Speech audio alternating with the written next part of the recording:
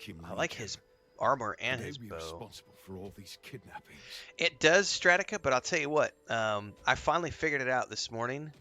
Um, I'm not perfect at it, but the trigger point for me was figuring out the difference between the target, because the tutorial teaches you that you need to use target locking and you don't.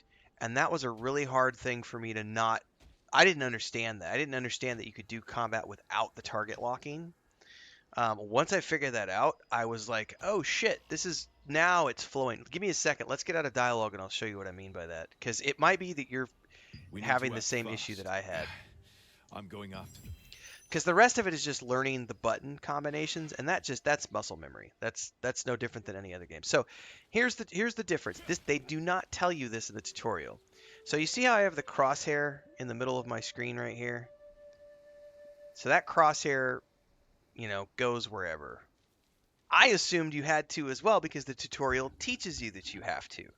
So the normal way that the tutorial teaches you is to go over here and like face a mob and do like the target lock. Now I'm locked onto the target. And then from there, you can move it left or right, to go to different targets. Now, hold up. We're about to get attacked, so let me deal with this first.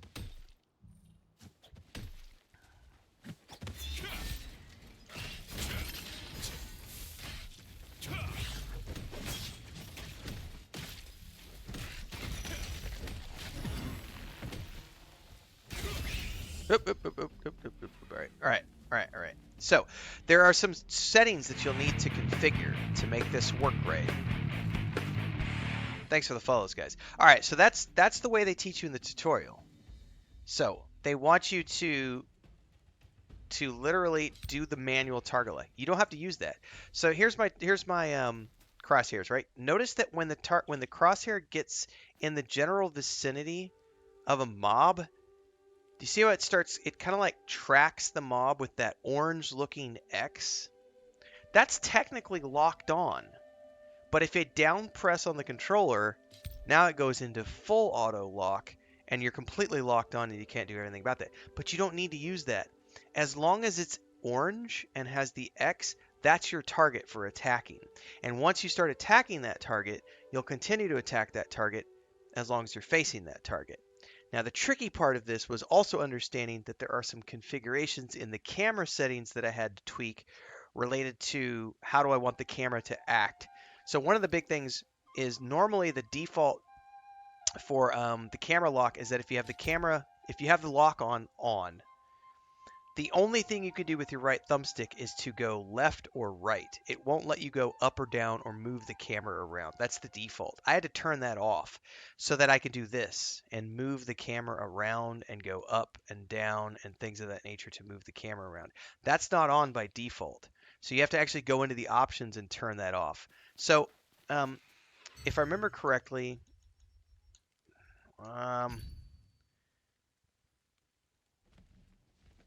right here, controls. I think it's right here in the controls, Stratica, I think, where it says,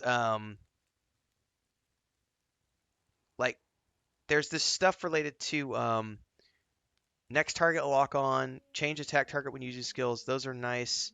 I don't remember where's the one that I want, which has.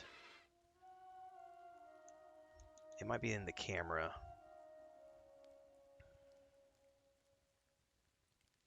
Honestly, I don't remember where this is. Oh, no, it's not there. Gosh darn it. I don't remember where it is now. There's some stuff in here related to the camera that I had to just go in and tweak. But there is a setting essentially where you can go in, and now I want to find it. I do want to find it now because it's going to drive me nuts if I don't remember where it is.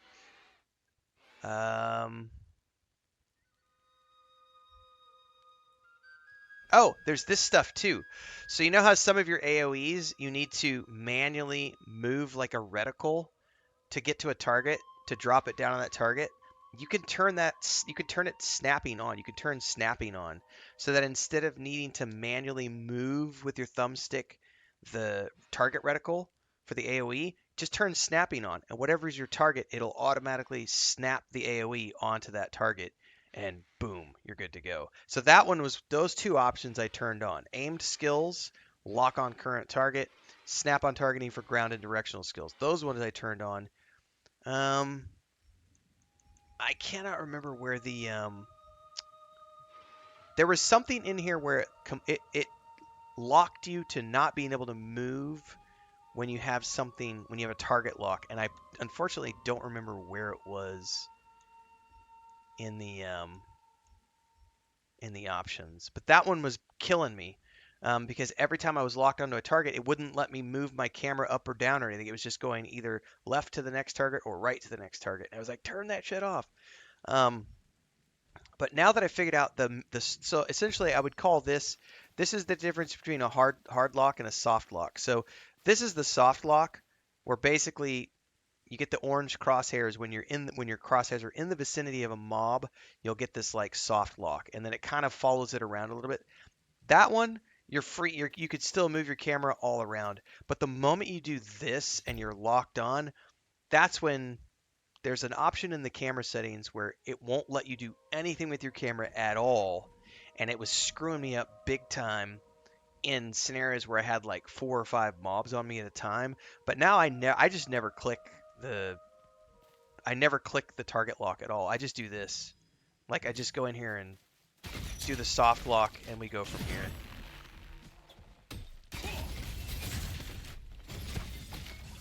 Boom, done.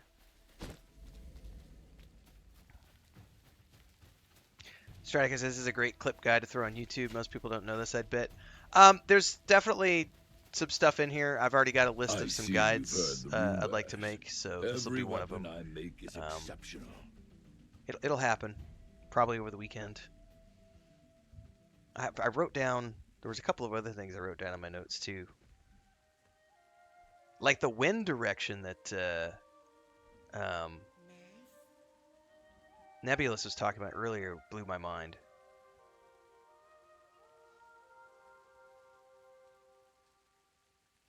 There's some really crazy stuff in this game, which is awesome.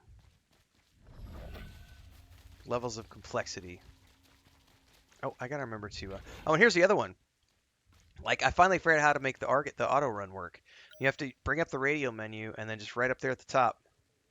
Boom. Now we're auto running. I don't have to sit here and get thumb fatigue anymore.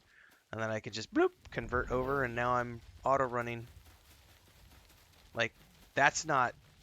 They don't teach you that in the tutorial. Of course, I keep forgetting to use it, but